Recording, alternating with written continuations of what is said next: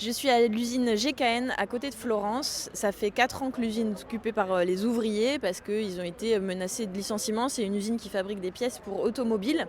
La situation est très similaire ici pour l'industrie en France, mais c'est l'extrême droite qui est au pouvoir et qui ne fait rien pour leur situation. C'est-à-dire que ça fait 4 ans qu'ils occupent l'usine. Ils ont formulé plusieurs projets alternatifs pour reprendre l'usine qui fabriquait des usines donc pour les voitures, pour faire des vélos cargo, pour faire des panneaux solaires écologiques le plus écologiquement possible.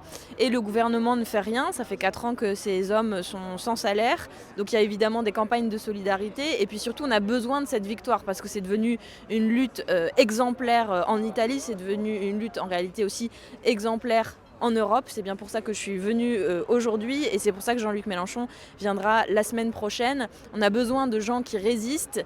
Ici, la situation est similaire. Des centaines d'emplois sont menacés dans l'industrie. C'est la même chose qu'en France. Vous voyez bien que si l'extrême droite devait arriver au pouvoir, les plans de licenciement se multiplieraient.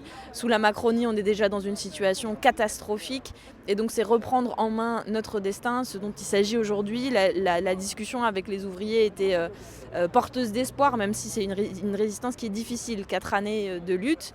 Donc on vient leur apporter évidemment notre soutien. Et puis après, on va faire une conférence pour montrer à quel point l'extrême droite protège le capital partout en Europe.